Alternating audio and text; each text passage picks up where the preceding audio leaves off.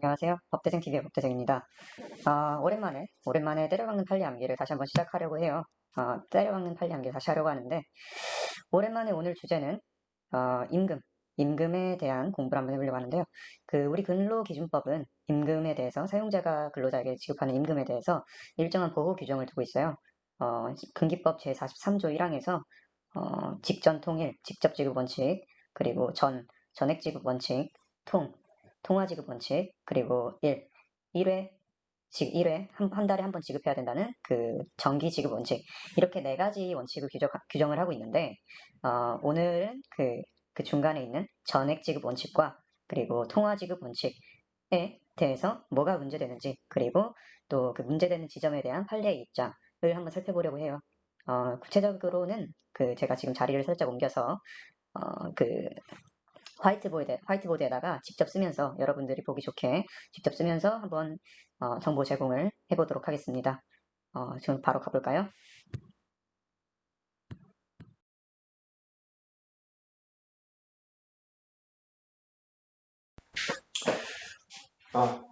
네, 그러면 다시 여기 화이트보드로 와서 오늘 할 전액지급 원칙과 그리고 통화지급 원칙에 대해서 한번 살펴보도록 하겠습니다.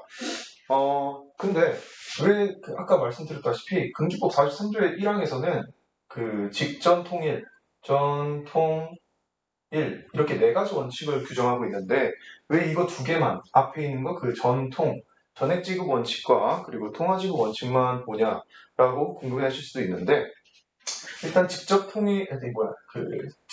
원칙은 2019년에 기출이 돼서 안 나올 가능성이 크기 때문에 C급으로 처리하고 굳이 설명할 실익이 없어서 보지 않는 거고요. 그리고 그러니까 정기지급 원칙은 뭔가 징정내 될 만한 게 없어서 보지 않는 거예요. 그래서 이 전액지급 원칙과 통화지급 원칙만 일단 깊게 보시면 충분하겠습니다. 네, 그러면 먼저 전액지급 원칙부터 볼게요. 전액지급 원칙. 전액지급 원칙은 일단 저는 그리고 항상 그래왔듯이 설명을 드릴 때 답안에 쓸 수 있는 형태로 어떻게 하면 잘 이해를 할 수 있을까에 초점을 맞춰서 여러분들께 설명을 제공해요. 그러니까 지금 뭐 정보 제공의 그런 형식도 답안지에 쓸 내용 그대로 가기 때문에 참고해 주시면 좋겠고요. 그래서 그거 참고하시고 한번 보시겠어요? 전액지급 원칙에 대해서 설명을 드릴게요. 우리가 전액지급 원칙을 보면 답안지 쓸 때 일단 당연히 전액지급 원칙의 의의와 취지를 써야겠죠. 자, 일단 의의는 근기법을 써줘야 돼요. 근기법 43조 1항, 43조 1항에서 전액지급 원칙을 규정하고 있다라는 거 하나 짚어주시고, 그리고 그 취지가 바로 근로자의 경제생활의 안정을 도모하기 위한 데 있다. 이 두 가지를 짚어주셔야 돼요. 필수적으로. 근로자가 만약에 받는 임금이 300만 원이라고 치면 그 300만 원을 다 받아야지 근로자가 누려왔던 그 삶의 수준이 그대로 유지가 되겠죠. 그런 취지에서 경제생활의 안정이라는 거고요. 네, 그럼 방금 전액지급 원칙의 의의와 취지를 봤고요. 자, 전액지급 원칙에서 정말 특히 문제가 되는 거는 그거예요. 근로자가 사용자에게 임금 채권을 갖고 있잖아요. 그런데 때마침 사용자가 근로자에게 예컨대 손해배상 채권을 갖고 있다고 쳐보자고요. 그러니까 아까 말씀드렸던 예로 근로자가 월 300을 받는 근로자인데 근로자가 되게 비싼 사용자의 접시를 깼어요. 그래서 300만 원 상당의 손해배상 채권을 300만 원짜리 접시였던 거죠, 그게. 그래서 사용자가 근로자에게 300만 원 상당의 300만 원 상당의 손해배상 채권을 가졌다고 쳐보자고요. 그러면 보통 일반적인 민법상에서는 이런 상계가 300만 원, 300만 원, 너도 300, 나도 300, 그래서 각각 까자. 이런 상계가 굉장히 자유로운데, 그런데 여기서는 근기법, 그러니까 근로자를 보호해야 된다는 특수성이 있죠. 그래서 이러한 상계를 할 수 있을 것인지가 여기서 문제되는 거예요.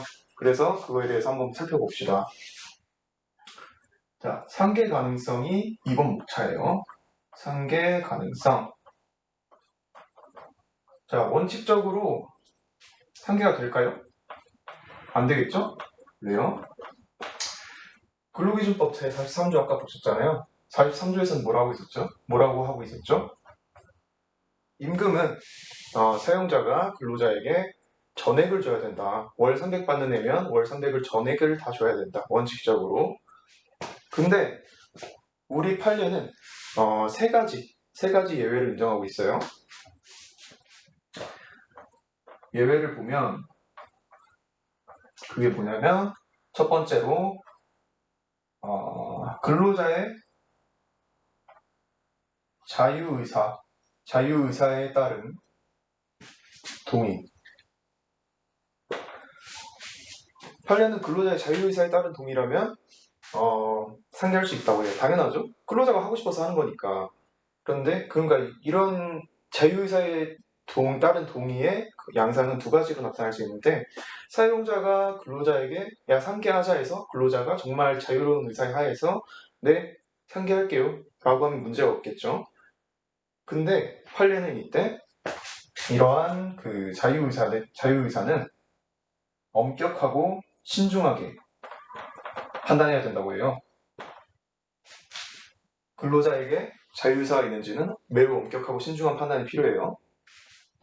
그리고 뭐 근로자가 또 두 번째 양상으로는 근로자가 사용자에게 지가 먼저 사용자야 내가 너한테 갖고 있는 그 임금 채권이 있잖아. 저번에 내가 깬 접시값으로 그냥 까줄게 라고 할 수도 있는 거죠. 이건 전혀 문제가 없죠. 근로자를 보호하기 위한 취지에 반하지 않으니까.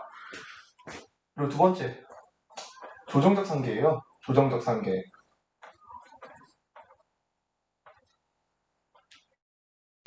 칸이 모자라서 좀 지우고 할게요. 네. 2번 아까 상계 가능성이었고 그리고 원칙 X 예외 세 가지. 첫 번째 했고 자유의사. 두 번째 조정적 상계. 이 조정적 상계가 가능할 것인가에 대해서 판례는 가능하다고 해요. 조정적 상계가 뭐냐? 일단 조정적 상계라는 게 뭐냐면 예를 들어드리면 대기업에서는 근로자들이 되게 많잖아요. 근로자들이 굉장히 많은데 이 많은 근로자들에게 대해서 그 임금을 하나하나 정확히 계산해서 주는 게 사실상 어려워요. 그래서 어떤 달에는 어떤 근로자에게 임금이 좀 더 많이 들어갈 수도 있겠고, 그러니까 예를 들면 아까 300만 원을 받는 근로자에게 330만 원의 임금이 들어갈 수도 있는 거예요.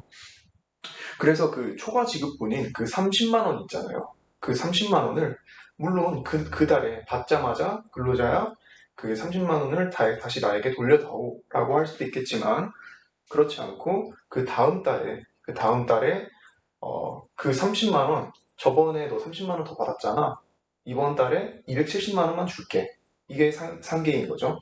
그 달에 임금을 받아야 되는 그러니까 어떤 채권이 두 개가 맞붙는 거냐면 근로자가 사용자에게 대해서 받아야 될 그 월 300만 원, 그 300만 원의 임금 채권과 그리고 그 전달에 사용자가 임금을 30만 원 더 줘서 그 법률상 원인 없이 30만 원 더 줬잖아요. 그래서 사용자에게는 그 30만 원 상당의 그 부당이득 반환 채권이 생기는데 그래서 이 부당이득 반환 채권과 그리고 300만 원 상당의 그 임금 채권 이 두 개가 맞붙어서 상계가 되는 거예요.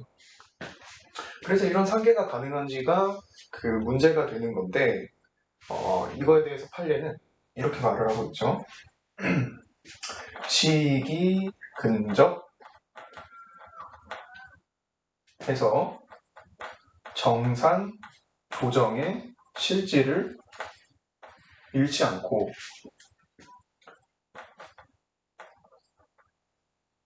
시기 근접 그리고 금방 예보해서 근로자의 경제적 생활의 안정을 해야지 해야 할 우려가 없어야 된다. 이러한 그 요건 하에서 그 조정적 상계를 허용을 하고 있어요. 이게 제가 너무 요약을 해서 잘 이해가 안 되시죠? 풀어드릴게요. 그 시기가 서로 근접해가지고, 그러니까 무슨 시기냐면 초과 지급된 시기, 330만 원 준 시기와 그리고 상계 의사표시를 한 시기가 이게 상당히 근접히 있어서 임금의 정산과 조정의 실질을 잃지 않는 한도에서 가능하다는 거고요. 그리고 금방예고는 그 상계의 금액과 그리고 상계의 방식이 상계의 방식이 상계 전에 미리 근로자에게 예고가 돼 있어서 그 근로자의 경제생활의 안정을 해야 할 우려가 없어야 된다는 의미예요. 그러니까 그 근로자에게 그 상계를 하는데 그 상계를 사용자 멋대로 상계 금액도 사용자 멋대로 상계 방법도 사용자의 멋대로 하게 된다면 근로자가 예측 가능성이 없으니까 근로자의 경제생활의 안정에 해가 되겠죠. 그러한 사정이 없는 한도에서 하는 게 바로 조정적 상계고 그 조정적 상계는 판례가 1번, 2번 요건을 갖추면 가능하다고 한 거예요. 방금 말씀드린 이 조정적 상계 범위는 그 바로 뒤에 이어지는 그 퇴직금 명목 상당의 금원에 대한 부당이득 반환 청구권을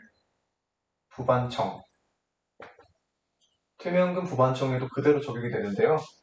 이게 무슨 말이냐면 퇴직금을 사용자가 예컨대 사용자와 근로자 사이에 퇴직금 분할 약정을 했다고 쳐보자고요. 퇴직금 분할 약정은 무효예요. 원칙적으로 무효예요. 퇴직금 분할 약정이 뭐냐면 나중에 우리가 그 근로자가 퇴직을 할 때 퇴직금을 목돈으로 받잖아요. 근데 그 목돈으로 받는 그 퇴직금을 그 매달 그 근로자가 재직 중일 때 매달 그 임금에다가 포함시켜 주는 거예요. 그래서 예컨대 아까 월 300 받는 근로자가 있다 했죠. 그럼 이 근로자가 10년 동안 일을 했다 쳐봐요. 그러면 퇴직금은 3천 정도 되겠죠? 3천. 근데 이거를 퇴직시에 3천을 주는 게 아니라 근로자가 재직 중일 때 매달 조금씩 나눠서 주는 거예요. 그래서 퇴직금을 매달 임금에 포함을 시켜서 주는 약정, 그걸 바로 퇴직금 분할 약정이라고 하는데 이거는 원칙적으로 무효예요. 그러니까 이런 무효인 퇴직금 분할 약정이면, 그러니까 퇴직금 분할 약정이 무효이면 사용자에게는 그 퇴직금을 줄 의무가 없었으니까 퇴직금을 줄 의무가 없는데 이미 줘버렸잖아요, 퇴직금을. 그러니까 사용자에게는 그게 준 게 법률상 원인 없는 그 근로자에게 있어서 그 받은 퇴직금은 법률상 원인 없는 이득이 돼서 사용자에게는 부당이득 반환 청구권이 발생을 해요. 그게 바로 퇴직금 명목 상당 금원의 부당이득 반환 청구권이에요. 이게 길어서 이제 그냥 퇴면금 부반청이라 할게요. 퇴면금 부반청이랑 그리고 근로자가 나중에 퇴직할 때 받는 그 퇴직금 있잖아요.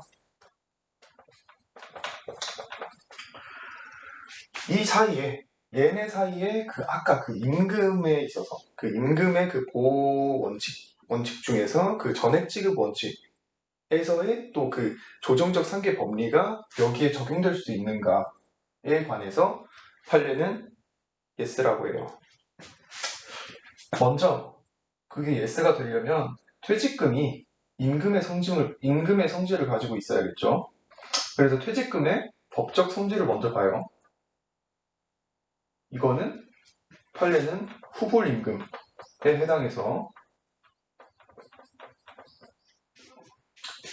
그 임금성을 띠기 때문에 임금의 보호 규정이 적용된다. 고 보고요. 두 번째로 여기 지우고 여기 올라와서 할게요. 자, 방금 퇴직금의 법적 성질했고 법성했고 자, 상계 가능 여부. 그러면 퇴면금 부반청이랑 그 퇴직금 채권이랑 그 상계를 할 수 있을 것인가에 관해서 우리가 방금 2번 문자에서 봤던 그 조정적 상계 법리를 여기다가도 적용을 해요. 그래서 적용 가능하다. 가능하다고 하고요.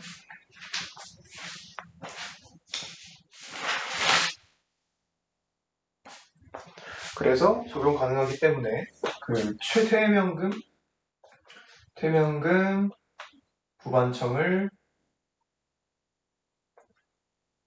자동채권으로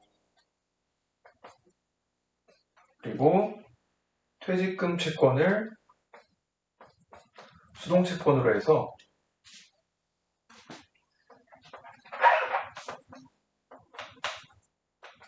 얘네 둘을 소멸시킬 수 있다. 그러니까 사용자 입장에서 퇴면금 부반청, 사용자가 가지고 있는 퇴면금 부반청을 자동채권으로 해서 그 퇴직금 채권, 근로자의 퇴직금 채권을 까버릴 수 있다라고 하고 있는 거예요. 그래서 상계가 가능하다. 퇴면금 부반청이랑 퇴직금은 상계가 가능하다는 거고요. 그리고 마지막으로 근데 까는 건 가능한데 다 깔 수는 없어요. 그게 바로 상계의 범위 문제인데요.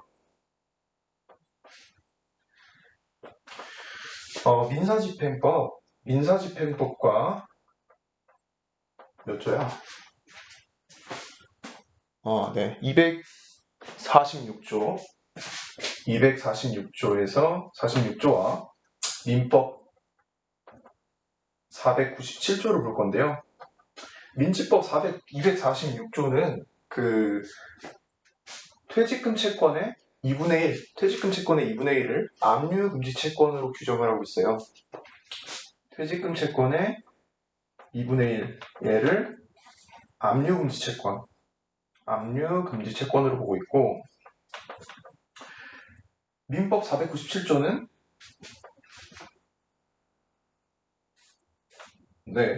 압류금지 채권은 그러니까 그 압류금지 채권의 채무자, 그러니까 즉 여기서는 사용자죠. 압류금지 채권의 채무자는 채권자에게 상계로서 대항할 수 없다. 그러니까 퇴직금 2분의 1 채권이 압류금지 채권이라고 했는데 이 채권의 채무자가 누구죠? 사용자죠. 그 사용자는 그 채권자, 여기서 채권자는 누구죠? 근로자예요.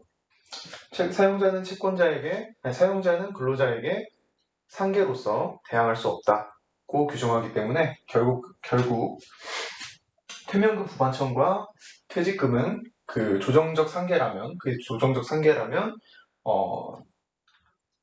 상계가 가능하지만 이러한 경우에도 2분의 1 퇴직금 채권의 2분의 1 한도 내에서만 상계를 할 수 있다라는 거예요.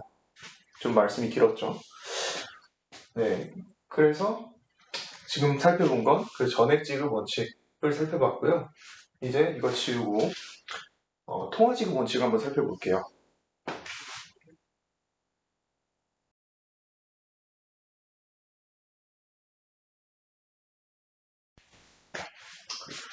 네, 통화지급 원칙을 바로 살펴볼게요. 통화지급 원칙은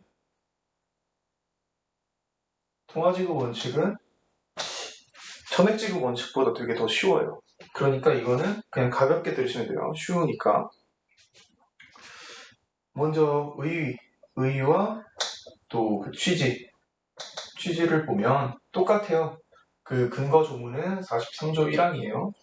자, 통화지급 원칙의 취지가 뭐냐면 통화지급 원칙이 뭘까요? 통화지급 원칙은 근로자에게 임금을 지급할 때 금전으로 줘야 된다는 소리예요. 금전으로 줘야지 그 근로자가 만약에 금전으로 안 주고 냉장고로 준다 쳐봐요. 그러면 냉장고 만드는 회사에서 냉장고를 준다 치면 근로자는 그 냉장고를 받고 그거를 중고나라에 팔아서 현금으로 바꾸는 그런 불편함을 얻을 거 아니에요. 그래서 그 현물을 금전으로 바꾸는 그런 불편함을 방지하기 위한 데 취지가 있어요.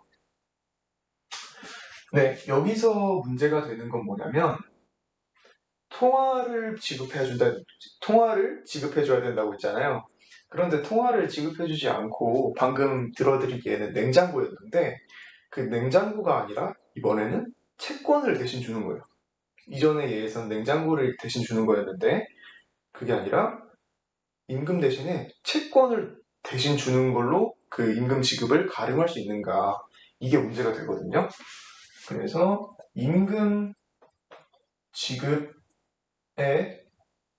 가름하는 합의의 효력이 문제가 되는데 이걸 이제 앞으로 줄여서 임갈합의라고 할게요. 임갈합의의 효력이 문제가 돼요. 임갈합의의 효력. 임금 지급에 가름하는 채권 양도 합의의 효력을 이제 앞으로 줄여서 임갈합의라고 할게요. 임갈합의에 대해서 원심 판결. 이거는 원심 판결과 그 판결을 깬 전화 판결을 각각 알 필요가 있어요. 이걸 각각 답안지에 명시해주면 좋아요. 자, 원심 판결. 원심 판결에서는 그게 이 인간합의가 근로자의 그 자유의사에 따라서 이루어진 거면, 인간합의가 자유의사에 따라서 이루어진 거면 뭐가 문제냐? 근로자가 하고 싶다고 해서, 근로자가 괜찮다고 해서 그 임금 대신 채권으로 받았는데 그게 뭐가 문제냐? 자유의사인데. 그래서 인간합의는 유효고, 이게 유효니까 임갈합의가 유효니까 사용자가 근로자에게 채권을 양도해 줬으면 바로 그에 대응하는 뭡니까? 근로자의 사용자에 대한 사용자의 근로자에 대한 임금 지급 의무도 소멸한다고 하는 거예요. 채권 양도하는 순간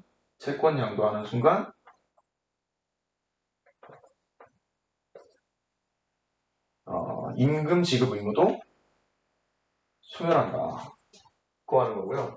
그래서 원심 판결은 이랬어요. 원심 판결은.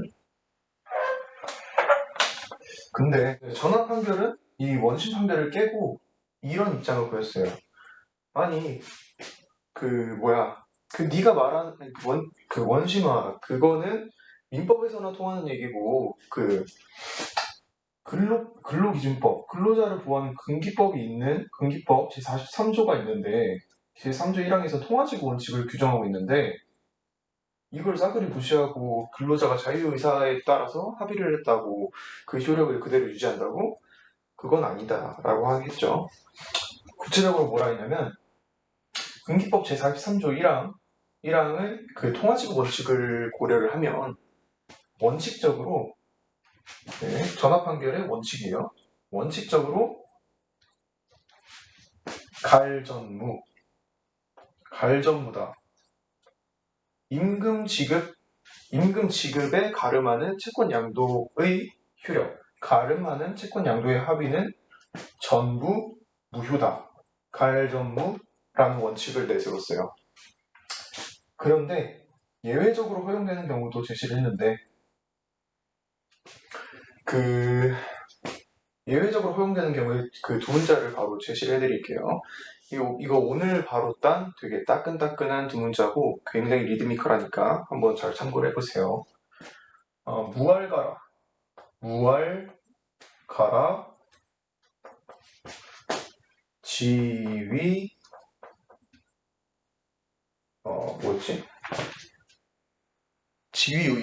지위의혹 이거랑 법리, 지위, 효력. 두 문자 진짜 잘 따지 않았어요? 리드미컬하죠? 이 두 가지 요건을 충족하는 그 인가라비의 효력은 유효하다. 이거 한번 보세요. 이걸 구체적으로 풀어드리면 쌍방이 무효임을 알고 그에 가름하는 게 아니라 그 지급을 위하여 하였으리라고 의혹하였으리라고 인정되는 경우에는 무효행위 전환의 법리에 따라 지급을 위하여 한 것으로서의 효력을 갖는다. 여기 두 문자 굉장하지 않아요? 저는 이거 따고 굉장히 흐뭇했는데 무할가라 지위의혹, 무전법리 지위 효력의 예외를 제시하고 있다는 거예요. 네. 진짜 이거 잘 썼다. 그래서 어쨌든 이제 이렇게 해서 오늘 끝났어요. 제가 오늘 드릴 설명은 끝났고 전액 지급 원칙과 통화 지급 원칙에 대해서 설명을 드리고 두 문자도 중간에 따드렸는데 제가 구체적인 두 문자는 여기 밑에 설명 더보기란에다가 한번 달아드릴게요. 그거 참고하셔서 마지막으로 정리를 하면 좋을 것 같아요. 네. 어쨌든 오늘 처음으로 카메라를 켜고 정말 본격적인 노동법 판례 정보 제공을 했는데 굉장히 뿌듯합니다. 뭔가 좀 더 개선해야 하면 좋을 점이 있다면 밑에 댓글로 달아주시면 감사하겠습니다. 네, 그러면 다음 시간에 또 다시 뵙겠습니다. 감사합니다. 수고하셨습니다.